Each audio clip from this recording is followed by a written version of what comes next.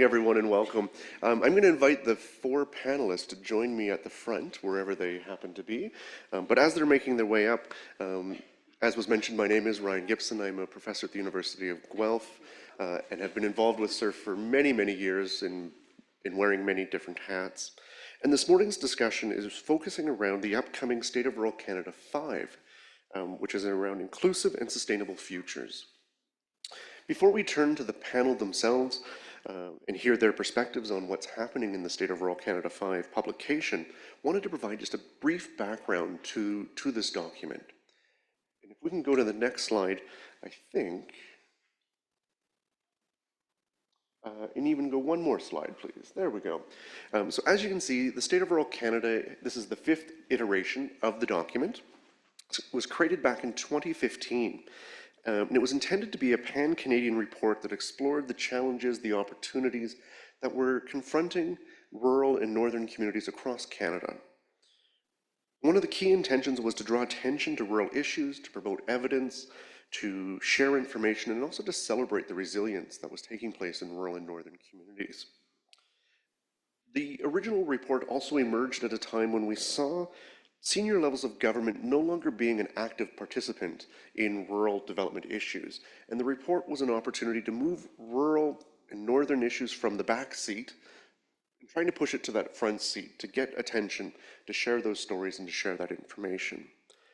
And today we're going to explore themes and topics that are emerging out of the most recent edition for the 2024 5th edition of the State of Rural Canada. On the screen behind me, you can see the key themes that have emerged over the previous 4 publications, and we're going to hear what's happening for the most recent version that'll be coming out forth in due course.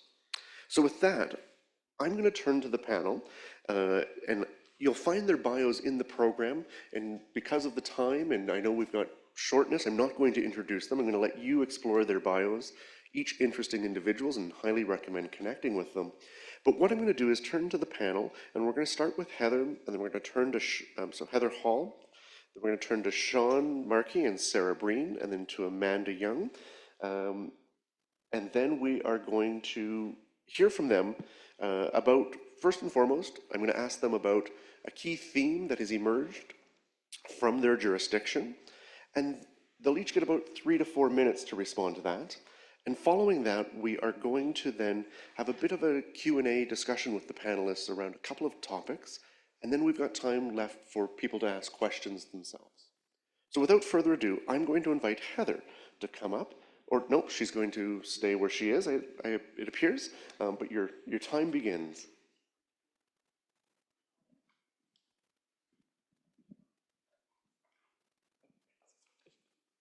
Thanks, Ryan, and good morning, everyone. So given that the theme of the 2024 State of Rural Canada is focused on rural and northern Canada, I was asked to work on the Ontario chapter, and I decided to dedicate it entirely to Northern Ontario, which is where I'm from and is a region near and dear to my heart. It's always seen, I think, for people who've lived in Northern Ontario as distinct from the rest of the province. Like other provincial norths across Canada, the economy, geography, demographics, lifestyle, and politics are often perceived as vastly different when compared to the southern part of the province.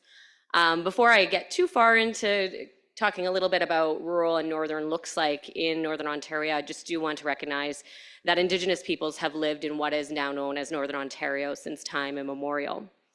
For those of you who are not familiar with the region, it's the largest provincial north in Canada based on population, with over 789,000 people living in the region. Geographically, Northern Ontario spans across 2 time zones, with a land area that's roughly 787,000 square kilometers. This is approximately 88% of Ontario's provincial landmass, or large enough to fit all the provinces in Atlantic Canada. Defining the boundaries of Northern Ontario has always historically been a tricky thing that's often deeply contested. Currently, there's 2 different boundaries, one for the provincial government and one for the federal government. According to the Government Ontario, there are 144 municipalities, 106 First Nations, Métis communities, and more than 150 unincorporated communities in the region.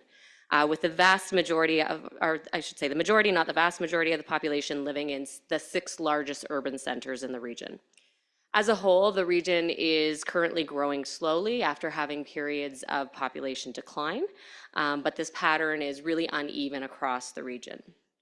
Northern Ontario is also home to over 30 remote First Nations, which are only accessible by year round. And the Government of Canada notes that there are more remote First Nations in Ontario than any other region in Canada. In terms of some of the realities that are confronting rural and remote communities in Northern Ontario, they are similar to what we see across the country. So infrastructure deficits like access to broadband and challenges with intercommunity transportation. Recently, the Anishinaabe Nation chiefs declared a winter road emergency in February of this year as unseasonably warm temperatures had created safety concerns that have impacted vital shipments of fuel, essential non-perishable goods, and construction materials. A number of municipal associations this year also emphasized the urgent healthcare crisis that is occurring in Northern Ontario, where access to healthcare human resources in particular is a significant concern, along with the excessive costs of relying on agency nurses and locums. Municipalities across Northern Ontario are also facing increasing fiscal pressures, which limits their ability to provide, maintain, and enhance services and infrastructure. And I think I'll just close my last remaining seconds on just recognizing that in Northern Ontario, there's also been a real long-standing sense of alienation with provincial policies and decision-making, which has generated both succession movements and quests for greater autonomy over decision-making, natural resource management, and economic development. And when we get into some of the panel Q&A, I'll hopefully share some examples of some of how communities and people across Northern Ontario have confronted some of these realities and some of our future directions. Thank you.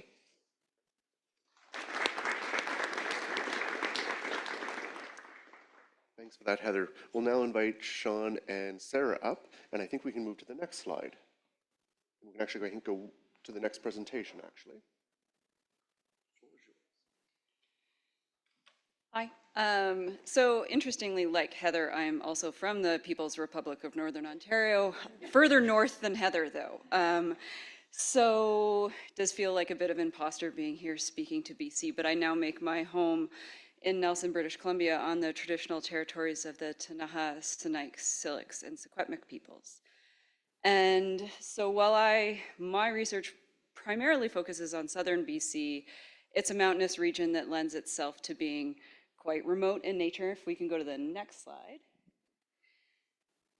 Just to give an overview of rural BC generally, like most places, what is rural varies. From a provincial perspective, the provincial government's definition of what is rural kind of defaults to anything less than 25,000. But within that population definition, we have communities of not only different size, but different geographic location. How far away are you from an urban center? How accessible are you? Over half of our rural population lives in close proximity to an urban center, but we have all sorts of boat-in and fly-in communities as well. And so it really goes to underscore that it's not just, one size fits all policy fails, one size fits all rural policy fails because of the diversity of rural communities we have. Next slide, please. From a senior government perspective, there was a recent scan of government strategies and policies, and about less than 1/5 of them directly target rural. However, the provincial government has been working on this file. All questions can go to Diogo, he came out of that unit. But in the fall of 2023, they released the what's it officially called? Good Lives and Strong Communities strategy that focuses on broadband, transportation, affordable housing, healthcare, and workforce. And so there's a concerted effort being made to target rural and to specifically address rural issues. Alongside that, we have REDIP, the Rural Economic Diversification Infrastructure Program, which specifically targets rural And within that, acknowledging that diversity of rural that I mentioned earlier, we see subsets of that program that are targeted for communities that are smaller than 2,500, I think. So there is progress being made on this front. However, there are still challenges that the smaller communities face, particularly around financial pressures brought on by the ongoing downloading of new and fun responsibilities that the communities also get to take on. Next slide, please. So in 2019, British Columbia became the first province to actually legislate UNDRIP within provincial legislation. And how this is going in practice is varied. And so we're in a period of flux right now. BC has a large number of Indigenous peoples. There's contested and overlapping territories, especially with our natural resource sectors, forestry and mining. What this is going to look like in practice is very much unclear still, but we do have some examples of positive relationships being built. And with that, I will turn it over to Sean. Yeah, thanks, Sarah. So one of the case studies that we profiled in the chapter was the partnership, community forest partnership between the municipality of Burns Lake and the Wet'suwet'en First Nation. Just a really successful, durable example of this collaboration. And the landscape being increasingly reshaped in British Columbia, shifting resources associated with the exertion of Indigenous self-determination. But a wonderful partnership that has proven with the inclusion of Indigenous values to create a much more resilient forest base for the community in the face of fires and other types of challenges they're experiencing. So in addition to anchoring the benefits from that resource into that region. Next slide.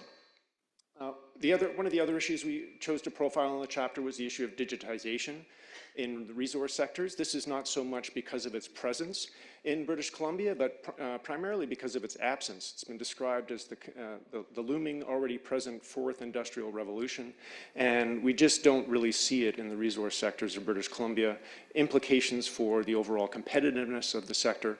There's 2 sessions on digitization actually today associated with resource sectors. So it was putting something on the map for consideration of future and the massive implications for rural labor force, the shifting of value and values associated with different resource sectors in the province. Next slide. Post-carbon future, obviously climate change adaptation, a key theme of the overall report. I added the question marks to this last night because I was contemplating both a pretty actually varied and robust policy landscape associated with Clean BC to address climate change from a variety of sectors and perspectives. Really an impressive array of policies, including commitments by local governments to be net zero. However, this is coinciding, the Trans Mountain Pipeline just opened, tripling the capacity of bitumen supply from Alberta to the West Coast. Massive investments in liquefied natural gas in British Columbia while running ads about how gas will help us in the transition to climate change. Somewhat confusing. And communities very locked into fossil fuel economies with really weak transition programs. So we see these changes coming either by virtue of investments or price, but not necessarily seeing the type of support we'd like to see on the ground, particularly for rural communities. Last slide, please, there. So, it's been an interesting time to reflect on this. Sarah and I were associated with an awesome SURF team of wrangling together the first State of Rural Canada report in 2015. Those of you who committed chapters to that may be having flashbacks right now about some of Sarah's emails. Your chapter is due on March 15th. Deliver it or I will come and find you. And P.S. I know where you live. It was wildly successful at getting that together. But, we know, some of the enduring themes, we know how to do rural development well, right? That hasn't changed. Co-construct planning and programs, connecting senior governments with local communities, having robust investments in community capacity and infrastructure, and an intense commitment to and consideration of place. Those themes haven't changed, but what we do see here now 10 years later, reflecting on this, are some really positive things associated with the exertion of Indigenous self-determination and a very challenging future associated with climate change adaptation. Communities, rural communities, starting that transition from a weak perspective in terms of the state of their existing infrastructure, let alone the challenges they're going to face. in transitioning to a very different future. Evident from the fact that as of mid-May, the Fort Nelson First Nation and the entire community of Fort Nelson, 5,000 people, were evacuated from their community under threat of wildfire. So it's a really different landscape that we're not prepared for and need to get going very quickly. So thanks very much.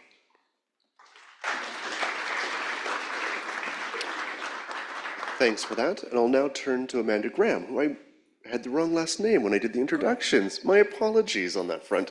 But we'll turn to Amanda for some commentary on the Yukon Territory. What I'd really like to do is just say what they said and sit down again, because the story is so familiar.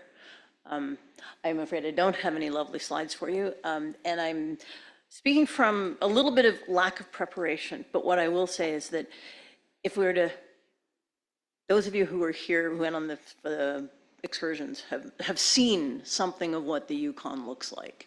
You know about the distance between things. You saw the truck slow down over the bumpy roads where the permafrost has yet again created a hole in the road. That there are things that we can do, but that are continually undermined by things we can't control. And I think that's probably true with most rural areas, is that we're just not, we want to be able to manage the things that are out there, but we keep bumping up against things that make it hard. And that's really what I think we found in our chapter. In the Yukon, you've seen it, you understand a little bit about it. As of the end of the year, about 45,100 odd people, which is the first time the Yukon Territory's population exceeded that of the Northwest Territories. And the Yukon Bureau of Statistics seems to think that if it continues, we're looking at populations of, say, 52 to 55,000 by 2030. And so you think, okay, well, that's great. You know, you're going to have all these people come in and they'll be able to do the things we need. They will help us in our hospitals. They will help us in our communities. They will work in our businesses. They will create all this capacity in this wealth. And yet it seems to me that the people who are coming are not the right ones. They're not the ones who want to go out into communities. They do not want to do mental health assistance. They don't want to work on the opioid crisis. They don't want to help us with our water and our energy and our bringing down the costs. They don't want to, as we heard earlier, they don't want to be farriers. They don't want to be large animal vets. They don't want to be tractor repair people. And so the folks that we're getting, somehow I'm not quite sure where they're going, and perhaps that's a good question to look into in the future. But I think that what we're seeing is you know, if the trend thing that we were asked to pinpoint for the Yukon, the one thing I kept thinking, well, you know, there's this problem and there's this problem, and it just kept mapping back to more people. And it's either, and more people in sort of not the right places. What we have, though, is that I would go backtrack a little bit and say that one of the things that's very difficult for us when we sit down and talk about our chapter is that we say, well, you know, we don't have any rural areas. We have communities and we have Whitehorse, but we don't imagine that word rural working here. It's not a word that we use. When the group of people decided they were going to have a massive research enterprise similar to ArcticNet, it's a mountain network. And lots of people thought, yeah, we're going to be a mountain network. Well, most people in the Yukon don't imagine themselves as mountain dwellers. We're northerners. And so somehow there's a little bit of a mismatch in sort of understanding what is rural and how it applies here. Because the communities are the life of the Yukon. And essentially Whitehorse is the engine. Sort of it's a mix. And the communities suffer greatly because there's not that even provision of the kinds of services that make life good. Not everybody has a grocery store, or they have a grocery store but it doesn't sell quite the things you want, so you have to drive to Whitehorse for 3 or 4 hours or 5 hours or 6 hours or whatever it is to get to Whitehorse to get the stuff to go back. There is a gas station, but it's not open all the time, or maybe they ran out of gas and the gas is really expensive. So there's always a kind of almost there, but then prevented by something that is kind of outside of the control. That sounds like I'm done. No. Oh, all right. So one of the things that and I haven't presented this in a very logical sort of way, and I apologize for that, but I think the other thing that I would bring from this was going back to my involvement with the previous State of Rural Canada Yukon report. And that was learning from Gord Curran and Teslin just about the unbelievably important work and the important implications of what First Nations are doing in the Yukon. That, almost if all these people coming in are not the right people are going to come from the communities. They're going to come from the First Nations. And they're going to, and I think that we can really hope, and we already begin to see some of the ways that First Nations are putting a pin in the map and saying, this is something we can do. That this is where we can make a difference, and for our people, but also for the other people in those communities. And I think that I was thinking that my mother used to say there's a Beatrix Potter, Jemima Puddle Duck. If you want a job done right, do it yourself, do it yourself, do it yourself. And I kind of get a feeling of that if a First Nation needs to figure out how to reduce reliance on diesel, what do? You hire expertise to find out whether you've got enough sun for solar, and you put solar panels in, and you use geothermal energy, you use wind, you look for those things that work for your community. They don't have to be big, they don't have to scale, they just have to work for you. And I think we can learn a lot from that. And I'm thinking that that's probably our case study looked at the Liard First Nation and their plan to take on the housing problem. Because that too is one of those things, we'd like to do it well, but we keep running up against those problems that are not necessarily of our making. And so the Liard First Nation is building houses for its people. And I don't have all the details in front of me, probably can't answer them in the questions, but they will be in the report when you get it. So thank you very much.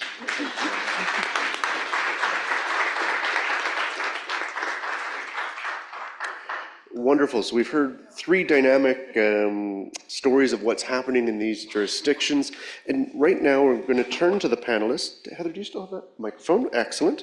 And we've got a series of questions, but what I'm going to propose is that I'm going to have two questions, and I'm going to allow each panelist to pick which question they want to answer on this front. But one is around what are some future directions or projections from your region based on the current report or past reports that you'd like to share?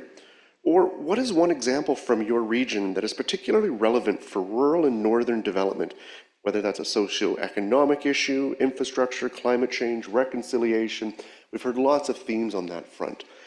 So I'm going to allow you to choose whichever question you would like, and you've got about 1 or 2 minutes to respond. And then I'm going to turn the floor over to people both online and in the room if you've got questions for the panelists.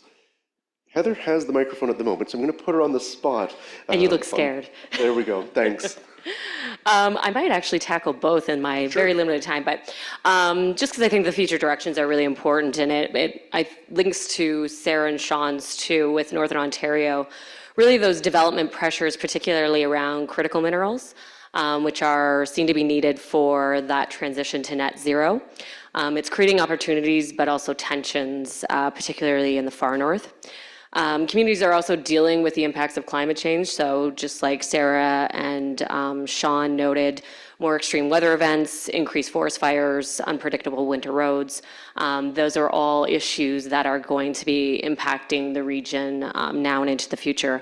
And that adoption of new technologies, I think we're really seeing it beginning to reshape the future of work. But then also trickling that down more broadly speaking to community development and what that will mean for our rural and remote communities. One of the examples I chose to focus on in our chapter was the Northern Policy Institute.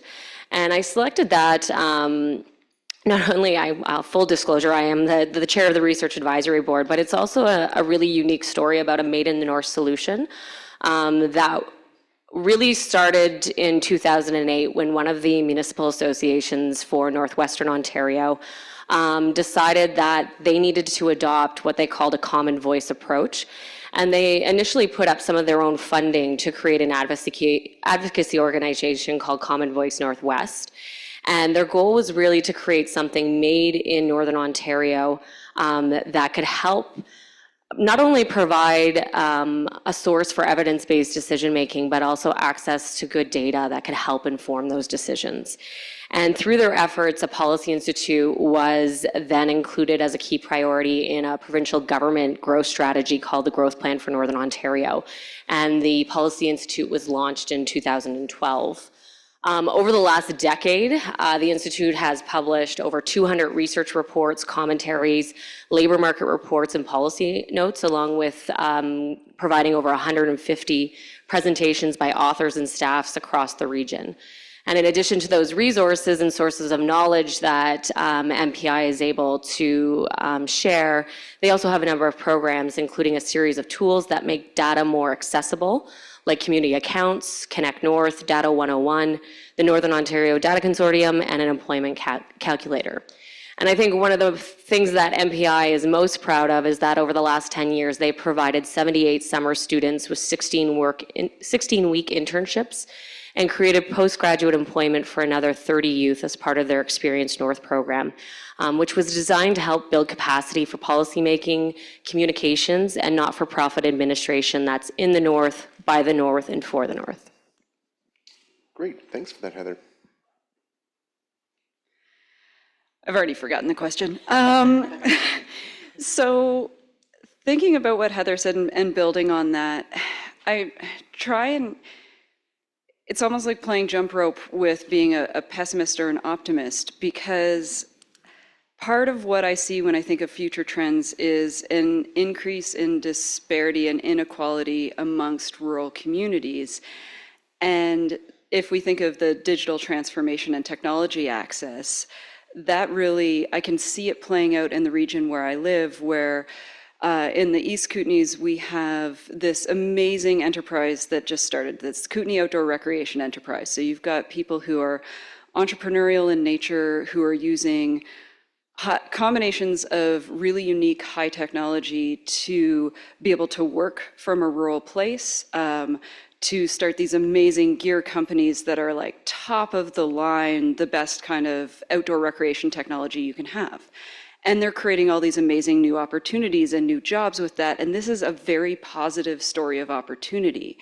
But if you go slightly down the road, again, in the East Kootenays to the Elk Valley, where tech is, the digital transformation there means that the people who are employed in the mine might not necessarily have jobs, because those jobs, when you can work anywhere, rural communities tend to think of that as an opportunity to attract amenity migrants, but not realize the risk of those mining jobs now going to other places, and what is the reason for that community to exist.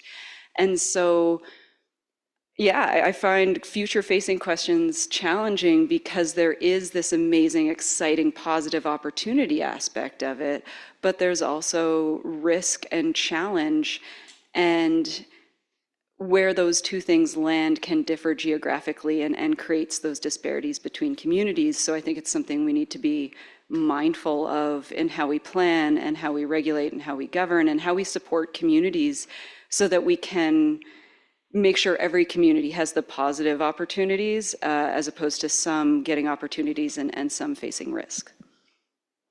Want a second BC perspective? Your choice. Sure. Okay. I'll just highlight again the self-determination piece that I highlighted in the brief overview, where I mean, it's inspiring that BC has adopted the UN Declaration on the Rights of Indigenous Peoples. They are going through a multi-year process associated with certain ministries to try to understand what that means. Every time they make an announcement, they tend to get hammered from the other side of the political spectrum. So there's sort of a 2 steps forward, 1 step back, 3 steps back. I'm not sure if we're making progress there, but what is happening is the nations aren't waiting. They're passing their own Indigenous heritage laws, for example, and asking that all developers and resource companies, for example, follow their rules around doing and protecting and conserving Indigenous heritage. They are devising their own environmental assessment rules. So while there is a current sort of retrenchment, the pendulum is swinging back on the environmental assessment piece at the federal level, and might do so to an even greater extent, if there's a shift in government, the nations are simply stepping forward in British Columbia and saying, again, if you want to conduct resource activity, if you want to conduct resource in our territories, and by the way, it's not a traditional territory, it's just our territory, here are the rules that you will have to follow. So that is, from a rural perspective, in terms of anchoring wealth, implementing values of sustainability, and it's a really positive reflection. But there is both an acknowledgement and institutional move to incorporate that, as well as backlash associated with those steps are taken. So an interesting thing to follow going in the future.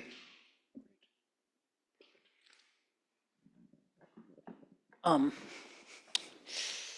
kind of answered a lot of that stuff in the talk I just gave, so I haven't got a lot. I mean, I'm thinking that, trying to answer what else.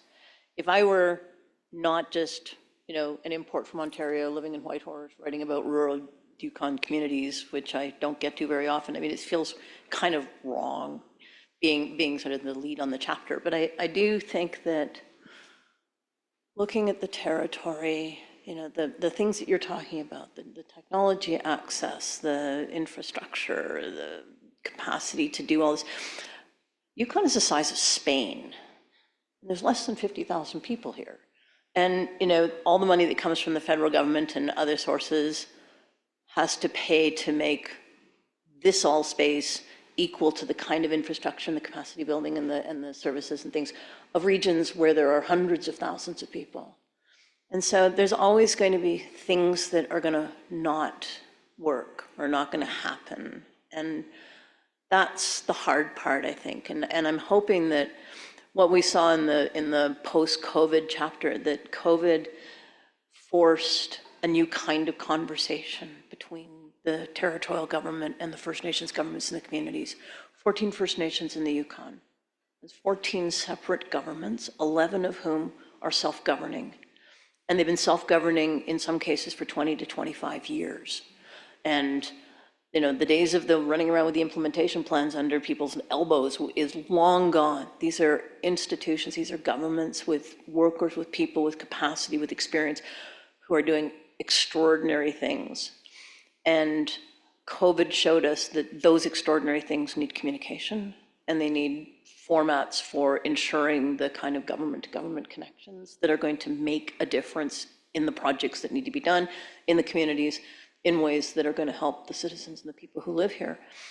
And I hope that, I don't know what the implications are of population growth. There's going to be more people, there's going to be more tax money, there's going to be more new ideas, but a lot of those people aren't going to be local Indigenous people, and they're not going to be living in the communities. And so there's always going to be this terrible tension between the things that are good for Whitehorse and the things that are good for the communities, and how to make that work. And Yukon University is struggling desperately with this kind of question. How do we do here without ignoring or dissing or not including the rest of the territory?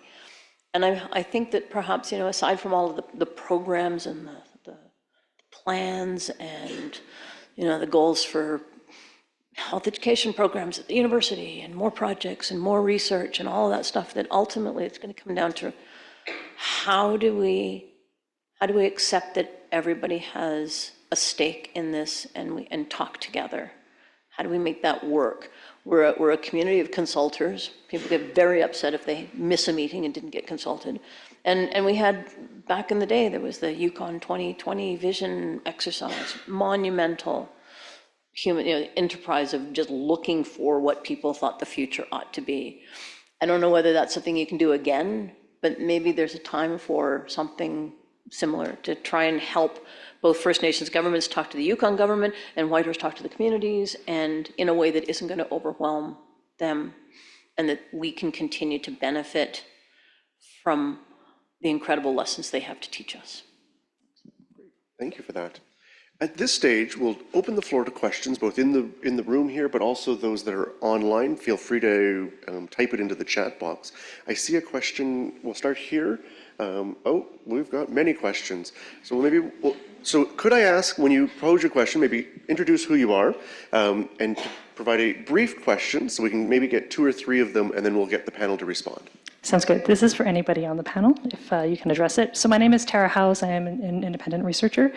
And so one thing, I love looking forward to these reports, and I've noticed a slight trend since about 2019 about gender, but there continues to be a lack of intersectional analysis in each of the chapters. And I'm wondering, this 2024 one, are we going to see that? People are impacted differently, whether we're looking at the economy, population growth, like how is intersectionality going to be embedded in the future, or perhaps it's in this one?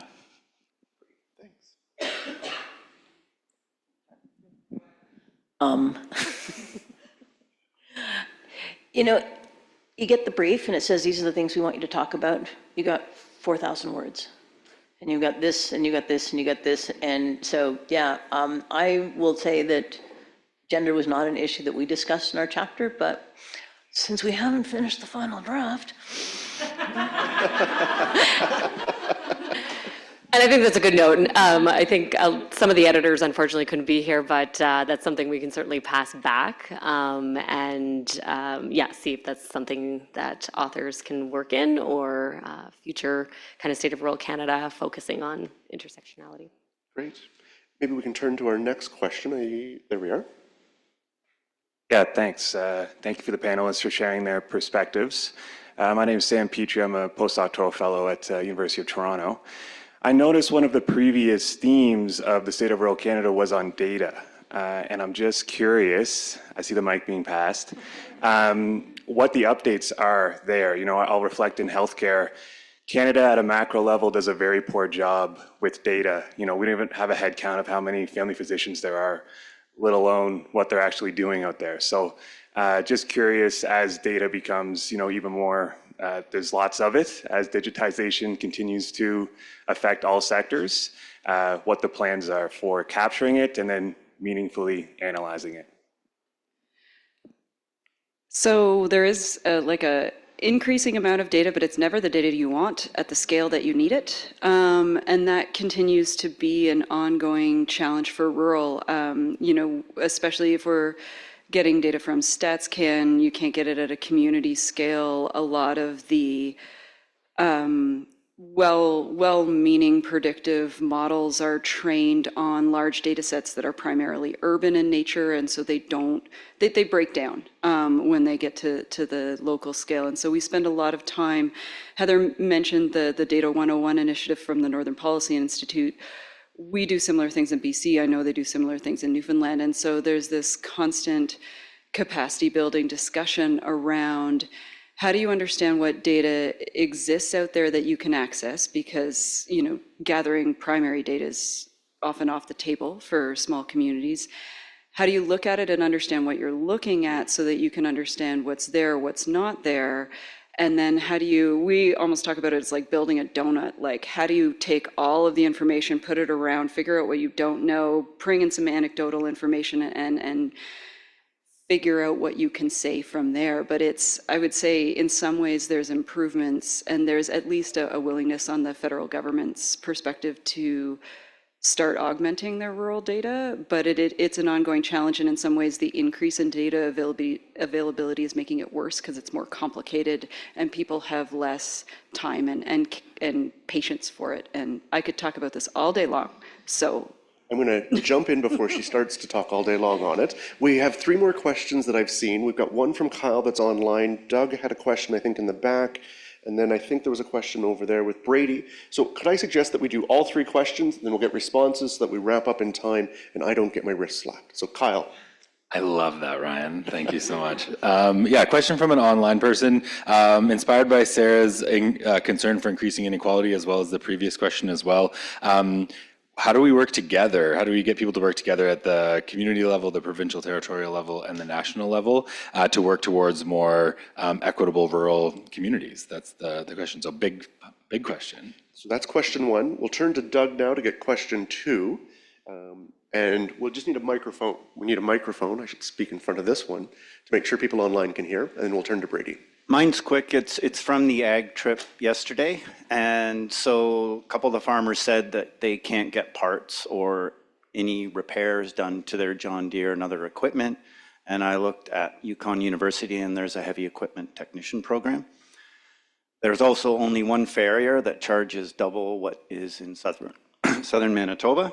And I just wondered, and same with vets, no large animals. So we're all at institutions, and maybe this is what we need to do. I mean, human med schools have rural positions. Shouldn't vet schools have a remote position? Same with the farrier school. You can go to Kwantlen, Olds, Lakeland. Isn't there a way that the Yukon government or even this institution could work with those other institutions outside the Yukon to train people? Because that fixes a lot for farmers. Great. And Brady, I think, had a question. And then I'm going to turn to panelists to give a 1-minute response to those 3 questions or less. Brady. Hi, I'm Brady. I would stand up, but it wouldn't make any difference. And I'm a PhD student. And my question, I'm going to just add on to the one Kyle said, because 3 questions is a lot. But I think it was about sort of multi-level governance and working together. So my layer on that would be, I know many of you speak about and work with and have relationships with Indigenous communities in your various regions. I think one of the biggest challenges facing rural areas is effective engagement and working with Indigenous groups effectively on their terms. And I wonder how important that is in each of your chapters and work generally, and then how that links into all the other layers of working together. Thank you. Perfect. Thanks for that. So we've got a question around multi-level collaboration between federal, provincial, territorial. We have a question around Indigenous presence within the chapters, and a question around how do we create opportunities to fill labor shortages in the north that are maybe connections innovatively to other institutions.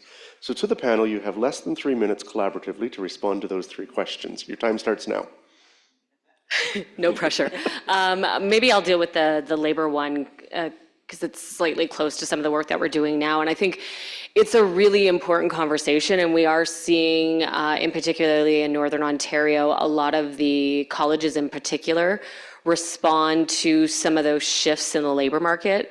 In particular with the mining sector and the move to battery electric vehicles.